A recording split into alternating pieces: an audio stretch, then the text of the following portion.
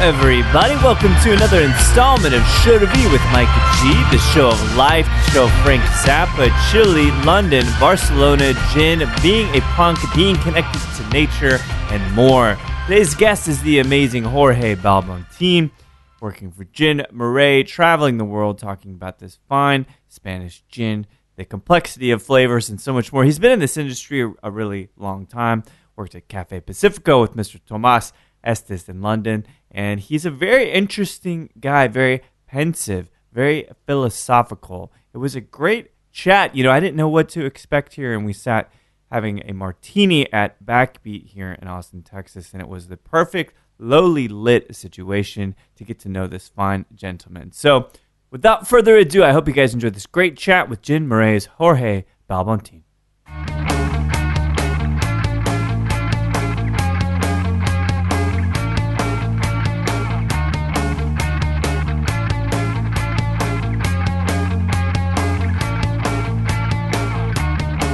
Well, this is kind of it is the longest trip that I'm doing this year. My job is the one of traveling and trying to not only activate the markets, but also trying to understand what the market has to say. That's right. Get the best possible readings for that, and from there, trying to turn that into something that it will be kind of a 360 operation. Right. What we try to do as producers is not only to sell a nice juice in a nice bottle. Yeah. We try to offer 360 solutions.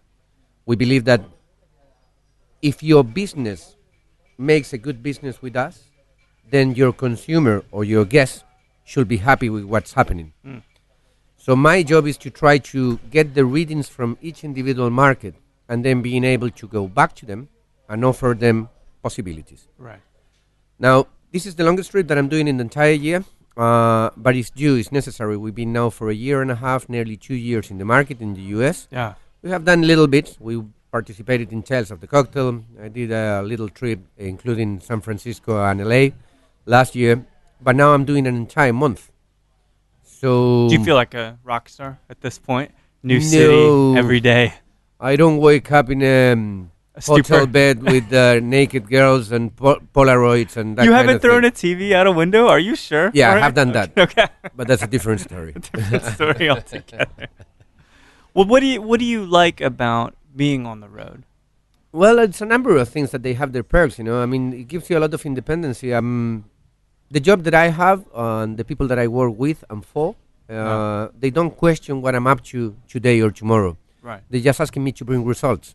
They're asking me to shake the market a little bit and try to bring the readings that I was saying before. Yeah. So when I'm doing that, I work in a very independent way. I just get aligned with the person who has the commercial responsibility. But I get to see, some of the best bars in the world. Right.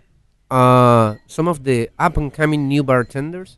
Try to understand the new generation. Right. And hopefully try to understand, the game ahead of the game. Right, kind of out there discovering the new trends, discovering the new personalities. Yep. I mean, in a way, it's kind of a return to a previous chapter for you, because before you did brand work, you were behind the stick all the time. Yep.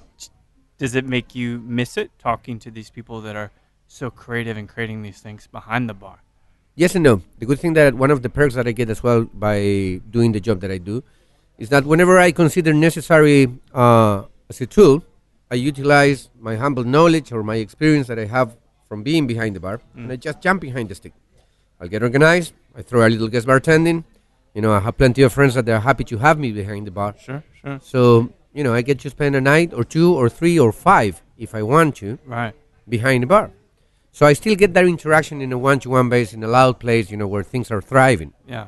But, if you have to look at from the top, my job is more daytime than nighttime now. And that is fine. numbers, right? Spreadsheets and things, because you got to look at the market data and what you're pushing through and all I that. had to right? do some of that as well. I think the majority of my admin work it Yeah. has to do with follow up. Right. It's very important that if I go to visit, say, for example, Yoba, it cannot be just that I go there, spend time, and wow you with ideas, concepts, or knowledge if I'm not capable of following up and being able to provide you with the Right. necessary afterwork. So from what were early days in Chile before you moved, there was London, there's Barcelona now too. Did you ever imagine, because you were a philosophy major at some point, right? Is that I correct? was studying and I quit it. Can you, how does one even go in this direction where things seem so confined, they seem so organized now from the process of just thinking? Is it you, have you grown up? Is it a I change? suppose in I the have grown up, but I am not particularly the man with the plan. Yeah. Okay, I don't No? plan ahead. No, I am You not. seem relatively organized, talking about following up and doing this. Being trek. organized in a day-to-day basis and being committed to the objectives that I might have both personally and professionally is one thing. Yeah. Being able to work with your wish list, your bucket list of saying, in 3 years' time this will happen, in Right. 5 years' time this will happen. It's not my thing. Okay, I'm not saying that it's Really? good or no. Would, in the moment more? I am a little bit more of a spur of the moment guy, but also what I like to believe is that I have learned to have the sensibility to read what is in front of me and try to make a decision out of that. Yeah. Should I turn left? Should I turn right? But if I decide to turn left instead of right, I will follow that path for quite some time. Whether if I'm right or wrong, time will tell. Would you consider yourself stubborn in those ambitions? Yes. Where does that come from? Is that something that you learned from your father, your Probably parents? genetic. Yeah, I'm the Probably same genetic. way. Well, I wanted to, let's take a step back then. Let's talk about, you served just a tad bit of time in Cuba, from what I understand, born there, but then Pinochet kicked your father out or something to that effect, yeah? Absolutely right. So my dad and Pinochet were not the greatest friends. My dad was completely against his way of being, let's Right. put it that way. Can you summarize what that may mean, what he was opposed to your father? Well, when all of that happens, I just happened to I was born in Cuba, but I have no recollection of it. Yeah. I left there when I was a year and a half. Okay, or so very, very young. somewhere around. Funny enough, in about 2 weeks, I'm going back for the first time since I was born. Are to you Cuba. going back? I am in For the gin or for personal? person. Ah, beautiful. And since you were born there, is it easy for you to go back kind of regularly? Would you be considered a citizen there? I think I have, in the passport is stated that I was born there. That doesn't give that I have double nationality. I see. Okay. But, having now a European citizenship, it opens up a lot of doors as well. Because they're all right with you guys. It's us. It's us they have a problem with. Right? Apparently so. In fact, when I was trying to buy the ticket from US to Cuba, Yeah. they didn't allow me to, neither to my partner. We had to do it over the phone, Oh my gosh, that's crazy. which is crazy. Yeah. Which is crazy. But it's all done. All done. Gonna visit. In a way, it's like this kind of beautiful reunion. It is. You know? Kind of a pilgrim. If you Yeah, might, that's exactly right. A pilgrimage back to where you were born. Yep. But as you said, only a year and a half, and you made your way then to Chile, right? Yes, well, I didn't make my way into Chile. They drove me back to Chile, kind of thing. Like I said, I didn't have power of decision back then. I was raised in Chile the majority of my life until I was, early 20s. Yeah. But I kind of knew that it was something out there. I kind of knew that the world was bigger than just, what I was seeing there. Where does that come from? I don't TV, know. movies, your parents, were they traveled? Curiosity. What makes the difference, between a man who look at the stars and say, this is shiny things that they're just hanging from the ceiling, Right. or people that they said, I'm just a tiny piece of dust, in a universe that is bigger than A me. lust for life? Yeah. Yeah. So some people come with the question, some people might not. That doesn't make one person better than the other. I think it's just you can be more or less inquisitive. That's right. What kinds of things? So, as someone who has not yet been to Chile, what are some of the things that you did as a kid? Maybe that you got in trouble doing? I was very good at that. I had a major. I come from a small town. It's only 100,000 inhabitants. After a little while, you get to know everybody. Everybody gets to know you. Yeah. It works very much by surnames and families. So, your family does this. Your family does the It's other. family name, right? Yes. That's, yeah. Yes. The family name. reputation. reputation, and that can work both ways. It can work in a positive way or it can work in a negative way. Yeah. In my case, I think I burned everything that I had the possibility to burn. So after, where did you get the motivation to feel that way? Was it just like this natural, innate thing that to burn it down, watch it burn? No, I didn't have that kind of Roman thing, but I made the most out of life. I enjoyed it. I wasn't shy. I wasn't short of trying new things, and over there the level of society works like either you have money or you didn't. Right. My family didn't. So no middle ground, either money or no. It's kind of like it is here, yeah. In those days, it was a little bit more like that, So in theory, I didn't have the right to play with the rich boys or, go around after the rich girls. Right. I didn't care. So I was just going for whatever I wanted to. I have friends in both ends of the city. Yeah. And they were really good friends until today, That's why I got the feeling that, if I'm capable of living a little bit of two worlds in just one city of 100,000 inhabitants, what about if I go and check out the world, the actual world? Yeah. It's a lot wider than it is, than you think, And then, back then, I'm talking about, nearly now 20 years ago, traveling, it was more like a one-off experience, having to go to Europe, it was very expensive, this and the other. Nowadays, traveling is a lot easier. A lot less expensive. It's less expensive, it's more affordable, communications is everywhere, you get to travel even sitting in your own computer, Right. Also, living in Europe is marvelous in the sense that, within 3 hours, you might cross 3 countries. That's right. Totally different ancient cultures. Absolutely. Germany, France, Belgium. I mean, Yeah. It's mind-boggling to me because you can leave Texas, you're in Oklahoma. You ever Yep. been to Oklahoma? I have not. Ancient culture, it is not, Jorge. It is not at all. Well, so the pursuit, obviously, you've got this wanderlust to travel, learn more about cultures. You feel that there's this larger essence out there to be taken. Did you feel like going to school was the best vehicle for that? Because it seems like you pursued proper university for some time. Well, what I did is essentially when I finished, our regular school, which is equivalent of being late 16, early 17-year-old. I had the opportunity to go to university then, but I said to my dad, I just spent 12 years of my life in school. I need a year off at the very least. So Was he fine with that? No, he wasn't, but I just did it. Okay. But then, after doing 9 months, 10 months of nothing really, my dad said, you need to get a job. Okay, either you're going to go to university or you need to get a job. So I got a job working with him as in the forest industry. My dad is a forest engineer nowadays. And I was the guy with the chainsaw. Oh, interesting. I wasn't, particularly the Friday the 13th guy. Right. But what was it called him? Jason. Leatherface. Yeah. Oh, yeah. Yeah, exactly, Leatherface.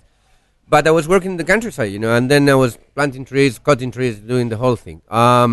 Did you find that beyond what might be considered a punk attitude or rebelliousness, that being in nature, was that therapeutic, or was it just I'm just doing work? Absolutely. Yeah. Absolutely. And it gave me, an understanding that, I needed to remain humble as much as I could. When you get to work in the countryside and you actually get away from the city for larger periods of time, like 6 months at the time, maybe, you get to understand, that the simplicity of living in the countryside is something absolutely beautiful. Yeah. And there is a lot of things that you have in your surroundings that you might not know or you might not realize. That's right. So that gave me a lot of, humbleness and strength at the same time. Do you like spending, I meet a lot of people that are very introspective thinkers. Mm-hmm. Do you like that kind of solace in being in nature? Just kind of taking that time to yourself, the quiet. I do. The way I play normally is that because my job demands from me that I travel quite a bit. A lot. Yeah. I have a good balance, or I find a good balance. Back home in Barcelona, I don't live in Barcelona itself. I live around an hour and a half driving. I live in the middle of the countryside. Oh, no kidding. My closest neighbor is about half of kilometer. Oh, that's correct. That's amazing. Do you grow things on your land out there? I grow things in my land. My pets are 2 massive dogs that they are around 80 kilos each one of them, and I have a pet pig, which I was lied because they told me that it's going to remain as a shoe-sized box, and is bigger than a table. A gorro. Yes, he absolutely hates me. But they're cute. It's hard to Well, they make good pets, you know. they're cute when they're little. You know, this guy is over 120 kilos Holy now. shit, are you kidding me? Yeah, he's like a little panzer tank. You Oh know, my he God. just walks straight forward, and he Just knock you right over, right? absolutely hates my guts. What? I can't even imagine why.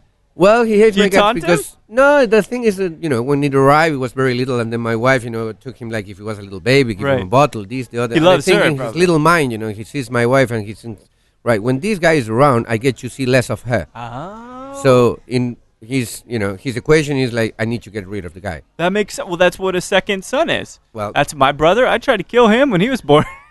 there you go. Get him away from my mom as soon as possible, right?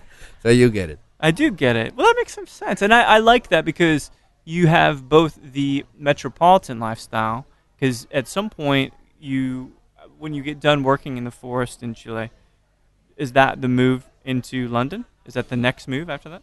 Just after that is when I actually took the time to go for a while to university. Yeah. And university was a great experience, and don't get me wrong, I think I got the most out of it. Yeah. But at the same time, I got disappointed, particularly of that university specifically. So that was the thing that very quickly decided to move forward. And I didn't hesitate, What were you looking for that it didn't give you? I think I was looking for something a little bit more of an answer at the time and something more inspirational. Interesting. The answers, later on I find out that I needed to figure out for myself, so it's fine. Like a voyage, a journey, right? Absolutely. But also the one thing that it really kind of frustrated me was that I didn't find in the people that they were teaching me the motivation. Oh. I think they were not completely passionate about what they were doing. They were just more, developing a task. They were just, delivering, So information. you could see right through it. I don't know if I could see. I might be completely wrong, but this is what I felt at the time. Yeah. I felt that it was the right thing for me to actually leave that, and that's the decision I took. I take full responsibility for it, but look at me. I cannot complain. Nowadays I get to travel quite a bit. Right. I got plenty of friends that they did the whole thing of 5-7 years university. Sure. Right, and they might be enclosed in an office for the rest of their life now. Right. Okay, I didn't finish university, Shackled. and I'm here, right here with you. I in mean, the middle you're- of Austin. Austin. Yeah, far away from both Chile and Barcelona. That's right. And And- London and anywhere. And loving it. Yeah. It's a brilliant shift. London is one of my favorite places in the world. So is mine. Many different reasons, the fashion, the stoicism. Yep.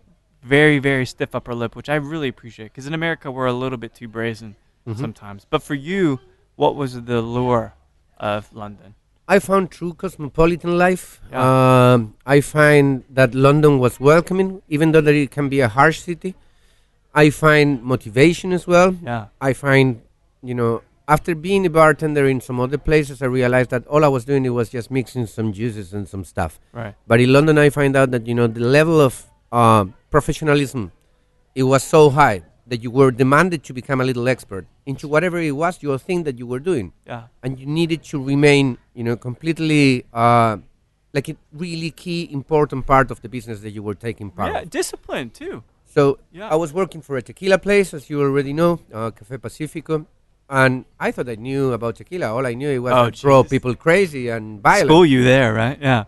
And then I realized, there was so much to it Yeah. that I actually got passionate. And I got to, openly thank, the one person that really put that passion into me was Tom Estes. Yeah.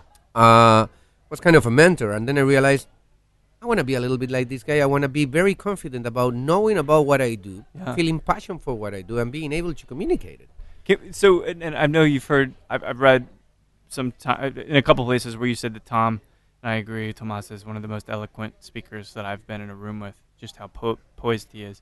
But for guys that don't know Tomas, that have not been able to spend time with him, describe what that was like for you, just being in a room and having those intimate moments with him.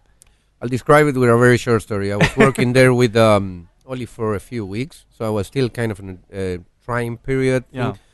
And one day I had to open the bar at 12 o'clock in the morning. Thomas arrived with some, kind of very old ripped T-shirt and some jeans. Yeah, right. He put a little bag, suitcase on top of the bar. We weren't even completely open yet. Yeah. And he pulled 2 bottles of tequila, cracked them open, and he goes, "Hey, let's drink some tequila." And I said, "I'm sorry, we're closed." And also, we actually sell tequila. I cannot just drink tequila with you because you brought a couple of bottles. Right. And he goes, maybe I should introduce myself. Oh. And then he goes, I'm Tom, but let's drink some tequila. And then I kind of joined things together, and I thought, this is the actual owner of the guy. And he looks like a complete mental case that he just arrived from the street. Dresses, Looks tattered, right? Like Absolutely. punk rock, like, yeah, oh yeah. Loved it. Yeah. Loved every bit of it. His natural charisma that he has, the way he expresses himself, he's so down to earth. That motivated me. And then, if you actually pick the guy's brain, he knows a shed load. He does. But he never beats you over the head with it. Nope. That is one of the things you talk about: humility, Mm-hmm. nature humbling us, working hard, and manual labor humbling us. Do you think in your travels in this bar industry that there isn't a lack of humility in people? Well, it very much depends on each person. I think this is another thing that London gives me every time and time again, which is it doesn't matter what I think or what I know or what I think that I know. Yeah. Every time I go back to London, I realize that I know nothing, and there is so much to learn. There are new generations way after me that they are being absolutely groundbreaking. Why they're still being able to keep up with an excellent type of service. Right. And that is absolutely fantastic to It's be an slapped on amazing the face by ability. a city. Yeah. And being able to recognize and saying, well, there is still a lot for me to learn. Yeah. And that is absolutely great. You talk about agave. There's so much to learn. This world is so vast with agave, and we have this just beautifully strategic location in Texas because we're so close to Mexico. Yes, you We are. share the terroir, and it's just it's lovely. So for you working at Café Pacifico, was that a distinct chapter that really piqued your interest in agave? It not only piqued my interest in agave, it piqued my interest in the industry in general. Bartending is one thing. Then, the knowledge of a spirit, understanding production process, Yeah. having the desire to know more about raw material, where things come from. Okay, if you're not capable of understanding what you have in your plate, how can you be a critic of that? Right. How can you have a judgment on something that you don't fully understand? Where is it coming from? Right, How is right. it being raised? What properties do they have? Right. And I'm not saying that you should be an expert on everything, because that's an impossibility. But I'm saying the things that you like and you discover that you love, you should find out some more. Information has never been so available like it is today. It's at the Absolutely, reach right. of your hand. If you can do it in a first-hand experience and travel to the source of things, that's beautiful. If you cannot, reach out. Yeah. Talk to other people that they know better than you. See in the internet. Wikipedia doesn't know it all, but it helps for sure. Absolutely. And for you having these vast resources, are you the kind of guy that dives deep into a topic, wants to learn so much about it? I am. I'm a little bit obsessive compulsive, maybe. That's right. Yeah. But I know the feeling. I know. yeah, like I said, and the other thing that I was mentioning before is that I think nowadays generation, is bartending, for example, is absolutely thriving, which is a beautiful thing. We are living in what so-called is the second golden era of bartending. That's right. Yeah. Which is, I think, it might be a pretentious name, but I am proud to be a little bit part of that. But I also think that bartenders need to put their heads above their shoulders, and they need to put some effort. There are some bartenders that they think that just because they participated or won a competition, they don't cut lines, they Right. don't clean fridges. They're better than that. They don't have to still pay their dues. It's not like that. It's all about service. That's right. It's all about the effort that I can do behind a bar to make your life a little bit better, Yeah. a little bit at a time. So when you think about people, customers, patrons, do you love people? Do you enjoy people? I enjoy people, but at the same time, I'm a little bit selfish. I enjoy the sensation that I get of being able to multitask in front of a little crowd Well, and being able to perform a number of drinks. When you are bartending and, the night is, rocking and it's hot, Right, and you are right. busy and you are multitasking and all that, you have a little audience. When you were asking earlier on, do you feel like a rock star? Perhaps the closest thing that I feel to a rock star is if I'm doing a guest bartending shift on a Friday night in a hot spot, and the bar is busy, the drinks are good, and people is actually enjoying. And for 1 second you step back, even if it's a split second, and you look at your crowd, they are happy to being served by you, That's by right. what you're doing. And you're nothing special, because tomorrow it will be another bartender as Sure. good or as better as you are. But for that But moment, for that moment, that's beautiful. you're the maestro. That moment makes you feel special, and everybody likes to feel special.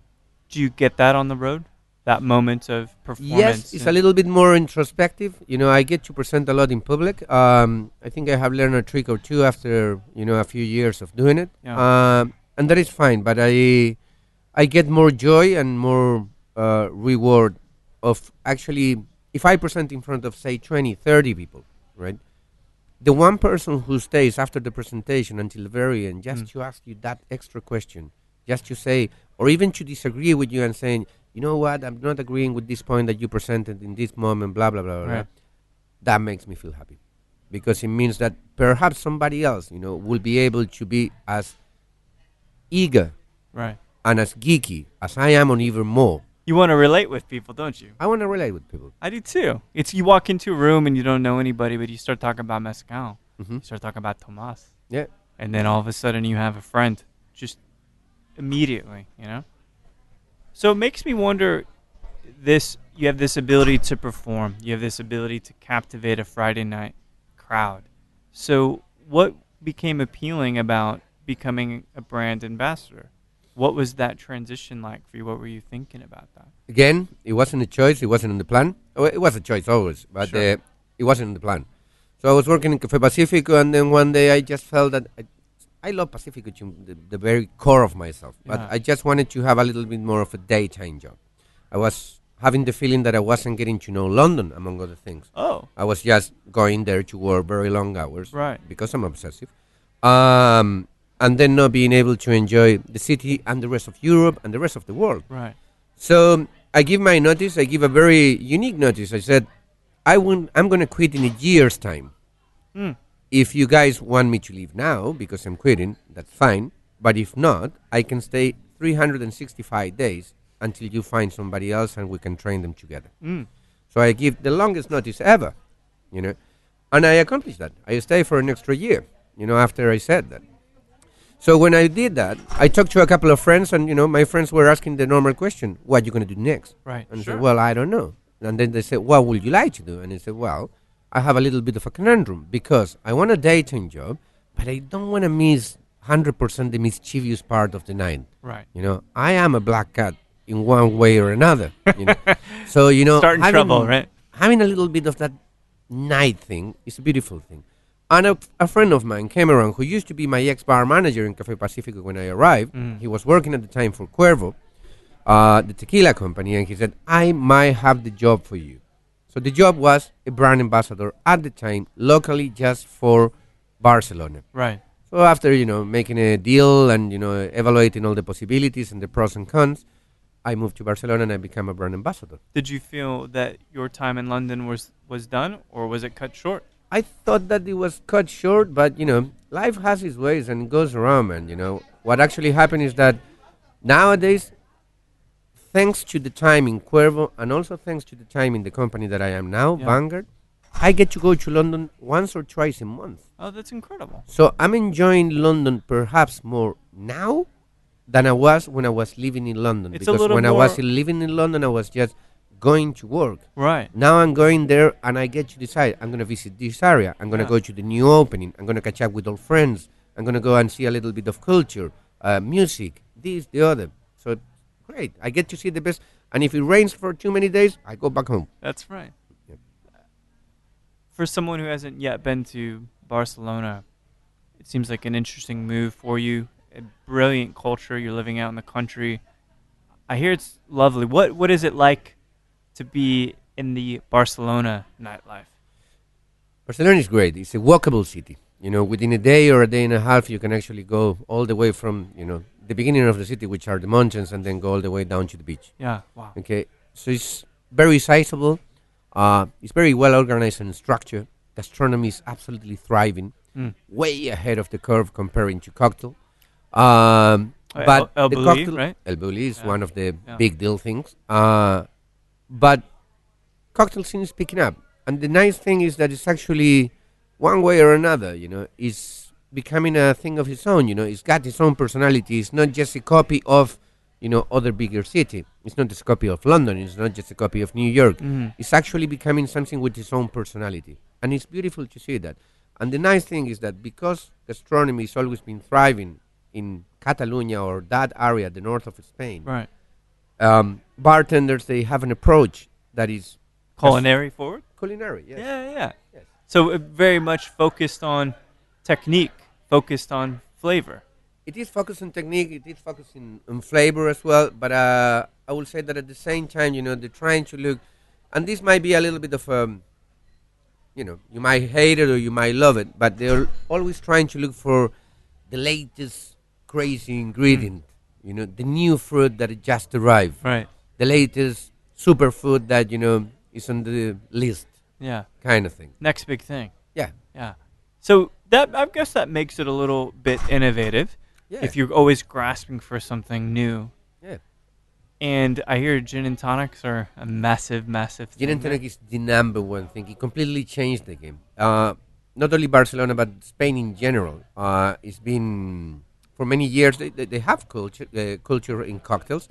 And they have some very old places, some very old school bars. Yeah. That they were more similar, whether if they were or not inside the hotel, but they were more similar to a hotel service. Interesting. Okay. So like very formal cocktail Right. making. Okay. But then, everything started to change. The theory that I have is that the gin and tonic is always it's been there, of course, but the old people, they used to drink gin tonics, and then the chefs, they took that from their fathers and grandfathers, and they said, I want to drink like everybody else, but I cannot be drinking just beer or rum and coke Right. in the kitchen. It will, make me bloated, or it will kill my palate. That's right. Yeah. So yeah. gin and tonic is more crystal. It's more, Effervescent. effervescent. It doesn't absolutely cover your palate because it's got this dry and sweetness kind of thing. I never So- thought about it in terms of a amuse-bouche. Yes, Yeah. absolutely. So a chef will drink gin and tonic, right? But the chef drinking a gin and tonic, the chef's got one quality above other industries or other professionals, which is they got always a basic or advanced understanding of science. So the chef said, I'm in Spain, which is hot. I'm in the kitchen, which is double hot. I need a glass that can hold a very large amount of ice so I can have the iceberg effect. More ice, less dilution. So they ask for a Cabernet Sauvignon glass, very, very ample. That's right. Very And wide. they ask for a lot of ice in it. So if you were lucky enough to go back on the day to a place like El Bulli, Yeah. and then say, right, you spend 400, 500, 600 euros in just one dinner. If we're lucky enough, at the end of the dinner, somebody like Ferran, and I'm not saying that he was the inventor of the gin and tonic, but somebody like Ferran Right. will come out to your table and say, well, thank you for coming to my place and spending your wages here. And then you will have a look, and he will be drinking a gin and tonic in a wine glass. And you That's will be amazing. thinking, what is the chef drinking, and why am I not drinking Why the am I same? not drinking that? Yeah, that's right.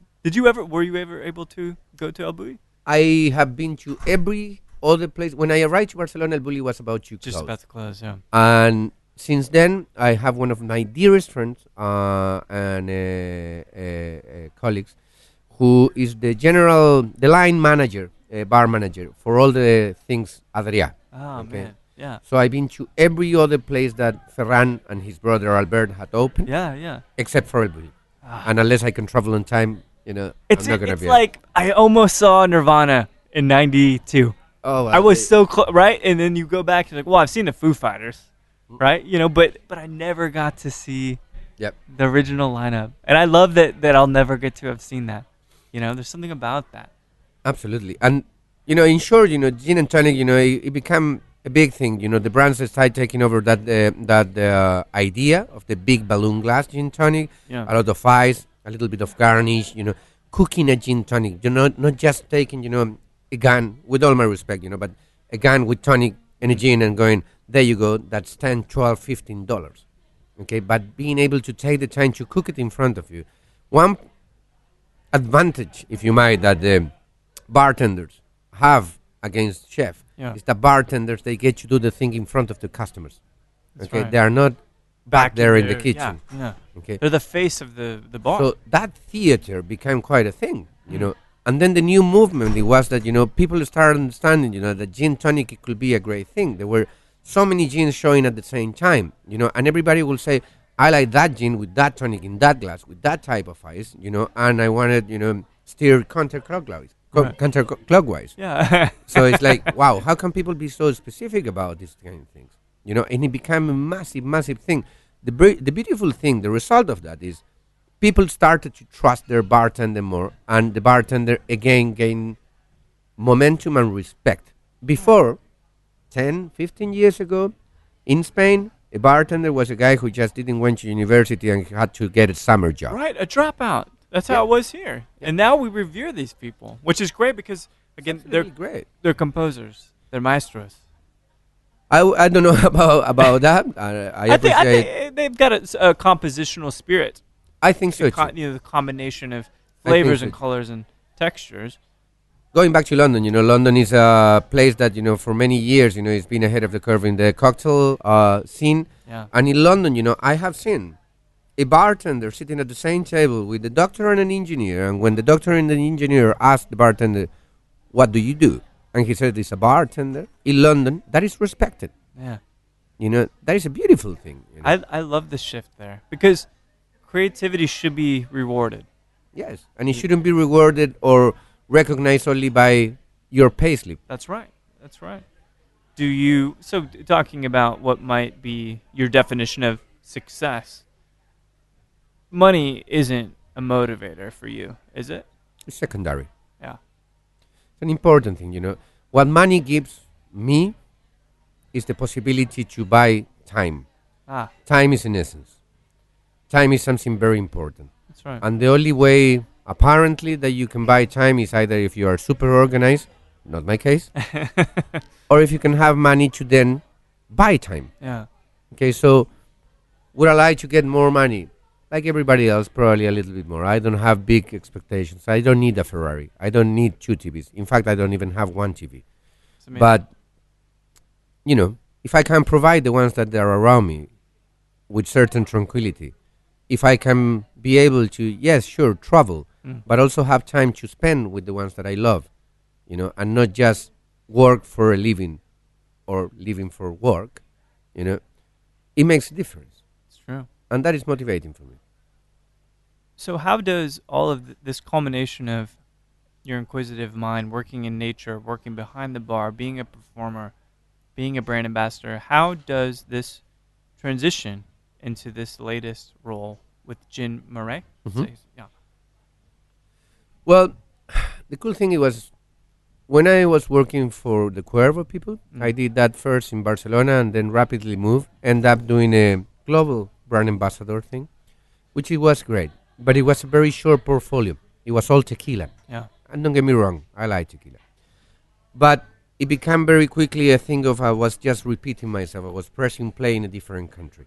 Every time that we got to revise the objectives at the end of the year, they will give me more territory, but no more of an intellectual challenge. Interesting. So that, in some point, I said, guys, love you, but I'm going to have to leave. Yeah. So I quit it. Are you familiar with the term typecast? No. In movies. So it's the guy who plays the same role in every movie. And eventually he's like, fuck this. I got to get a bigger role. I've got to do something challenging. John Travolta, for example, Pulp Fiction. Yep. Shifted his whole role, his whole career. And so for you... For me, it was that. I took a year off. I did something that I feel quite proud of. All the money that I have saved until that point, I spent it all in 1 year. Just going back to London. I was living in Barcelona. I went back to London, and I went and spoke to all the bars that I love the most. Yeah. Not only Pacifico, but... Nightjar, right? Nightjar, Calais, Savoy, Milk and Honey, a number of other bars, 69 Colbrook Road, and I asked them for a job. But I said, I just want to work a couple of weeks. And if you don't want to pay me, that's fine. I just want to learn from you. I don't want to copy your ideas. I just want to learn from you. Wow. So I did nearly a year of doing guest shift.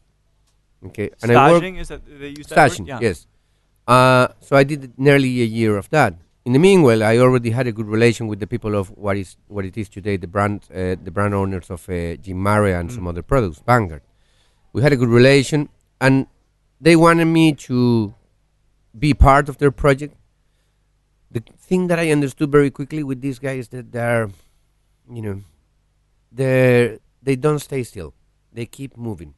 Moving forward, hopefully. Moving right? forward. and they wanna always try to do products that are a little bit outside the box. Yeah. Even if it's within a well-known or established category, they want to bring something new to the table. And what they offered to me is they said, sure, you can do the brand ambassadorial part, which I still do, but your job is going to be a lot more complex than that. We want you to participate in searching for the new trend. We want you to participate and work Market actively research. That's with the master distiller to create the juice. We want you to be involved, with your colleagues from marketing, from trade marketing to, applying marketing into tools that the trade will understand. Yeah. So it was a very much 360 operation. That kept me going till today because one of my main motivations has to be an intellectual challenge. If I get bored, I become dangerous. Because I know you're married, how does your wife feel about that eternal pursuit for intellectual stimulation? Well, she's very good at doing that for me, with me. Good. That's amazing. why we're still together, after so many years. Yeah. So she knows how to give me my space, and at the same time, I try my very best that when I'm at home, I really am at home. Present. I really am with them. Yeah. It's It's a good balance to strike. Because it's an intense life. I can tell you that. Because you gotta give 100% out there in the job, That's out on right. the road, and then you gotta give 100% when you are back home. You cannot just go back home and just sleep through a weekend and go, Right. well, I needed to catch up with sleep. You have to make the best of that You time. need to be with your wife. You need to make the most out of it. You need to be with the horrible pig that I have. You need to walk with the dogs. Oh, well, at least when you're gone, she's got the pig, right? I don't know how you feel about it. So how long have you been with the Gin Mare company now? I've been from the early beginning. It's now going to be nearly 7 years. 7 years. 7 years. That's incredible. Yep. And I'm super happy. We're always developing new products. We're always, onto something. Right now we have 3 spirits. So we have Gin Mare, we have our own cachaça, Capucana. No kidding. We have Isabel Regina, which is our own brandy cognac with the finish of Pedro Jimenez, PX wine. Yeah. We have also our own tonic water, our own water, and our own beer. But we're already cooking into some other things. I cannot tell you all the details about it. I'll research it. I'm investigative. I'll figure it out. I realize that already. But that's exciting. Yes, it gives you these creative liberties. You get to travel, meet wonderful people. But I want to ask you something that you're a smart guy, and Thank you. I feel like you have a little punk rock in you. Are you a big fan of Chuck Norris? I saw that somewhere. You had mentioned being it's like if I can be a bartender, that's good, but being Chuck Norris wouldn't be half bad either. Yes. I think Chuck Norris it's not who he is or what he did. It is a representation, of being able to, be yourself and be tough with the things that they come at you. Yeah. I mean, if you get beaten up very quickly, then, you need to pick up the pieces every time and time again. Sometimes you need to create a little bit of a persona, if you might. Absolutely. And that persona will protect you for certain things. Yeah, many lyricists, many songwriters, Yeah. they put up that wall, the lyrical wall, Yeah. so that people can't peer too deep into who they really are. Yep. Do you think being on the road, being in front of people, being a performer of sorts, do you think people really get to know who you truly are? Like your wife does, for example. I try to be as honest as I can, but that can get me also into trouble sometimes because to me it's a big difference and it's very simple to understand. I get to meet, and I'm not exaggerating, or I'm not trying to show off, but Sure. in a single trip that I do of maybe 10 days, perhaps I'm meeting over 300 people. That's right. Yeah. Okay. And, getting properly introduced. This is such and such, this Right. is such and such. It's difficult, to remember faces against names, Yeah. but, I try to be honest with them, and I try to follow up in a professional manner. If they need me for something related to work, that's fine. If I get along with them and I'm having a blast, and maybe I go out and get drunk with them, Sure. and have a crazy party time, it might be a next level. But I got a very clear idea of who are my friends, right? Yeah. Friendship is not something that comes immediately. It's something that you need to, for me, it's something that you need to raise, That's right. So it takes time. So for me, just going, hey, mate, I really like you, and I have a great time with you, and we enjoy a beer. You and I were friends forever. No, we're not. Yeah. You have to be a little bit hesitant. You need to be a little bit hesitant, and I think, friendships are built of not only good experiences and laughter and, a little bit of dizziness. Mm-hmm. They are built also about big fuck-ups, and going through tough Ups shit. and down. Yeah, you have to. Don't, when things, fair weather friends, that's the term we use here. Yep. As long as the weather's good, you're around, but once it gets rainy, you're fucking out of there. Yeah, I'm with you, and I define it another way. It's like, if tomorrow is work, who I want, next to me. Yeah. Would I trust this person? Would I call it to my, my team That's kind right. of thing? Yeah, the and inner that circle. defines. Yes. So when I just have a few more questions for Yeah. you. The first is, what kinds of things inspire you when you're back home? So, what do you derive it? Is it film, even though you don't have a TV? Is it music? Is it art? What kinds of things do you really use to be inspired? It's no cliche, man, but there are a few things. My family is extremely important, more than ever now. I have a baby daughter. How old? Yes, she's called Maya from Maya Well. How old is she now? In honor from Tequila Yeah, Goddess. yeah. She's 2.5, nearly 3. Wow. She's a beautiful little girl, and she's my little heart. Yeah. So Corazon. that simple fact gave me new energy, to approach things differently. Of course, when I mean in my family, I mean also my wife. But to me, nature, very important. Yeah. I need a little bit of nature. I need to be able to walk into the forest every now and again. I'm not a guy that enjoys so much the beach. Yeah. I'm not a guy for swimming in the swimming pool, but I'm a mountain guy. I need my nature. I need the mountain. Yeah, the green, the smelling those trees. I need that. Yeah. I need that in my life all the time. Besides that, few friends, a barbecue, glass of wine. I don't drink when I'm at home. I only have a glass of wine. That's a lot of people are very similar. On the road, they'll drink, but when they head back, they do not. Maybe a beer now and again. Just People you would never suspect either. Yeah, I'm pretty sure that people think that I brush my teeth with gin tonic. Yeah. But when I'm back home, I have a little glass of some real down to earth, simple, cheap wine sometimes, and that's all I need. You brush your teeth with Iberico, him. Yeah. Cinema as well. I don't have a TV, but I have a lovely projector, and every now and again I get my phones and I put the projector even outside in the garden. Do you have original cuts, like original, maybe 16 millimeter? I don't have 16 millimeters, but I just get the films and I put it through the projector and see. Okay. I watch it. I think my 2-year-old daughter is already getting the hint of it. She likes to sit with me and watch something every now and again. I'm sure Almodovar comes up every now and again, right? Yes. Well, the last question I've got for you, because I don't have any idea how you'd answer this. So let's say you're sipping whatever you want, whether it's sherry, whether it's wine, gin and tonic, anywhere in the world, and you could sit there and share a drink with anybody living or deceased. Who would you love to sit there and have a conversation and a drink with? Well, I know it's a kind of question that some people ask, but honest? Yeah. I never got asked these questions, so you caught me a little bit on guard, but nonetheless, I'll start the way around. I would like to have a drink with Frank Zappa. That's it. Perfect. I would love to have a drink with Frank Zappa. What about Mr. Zappa would you want to talk about?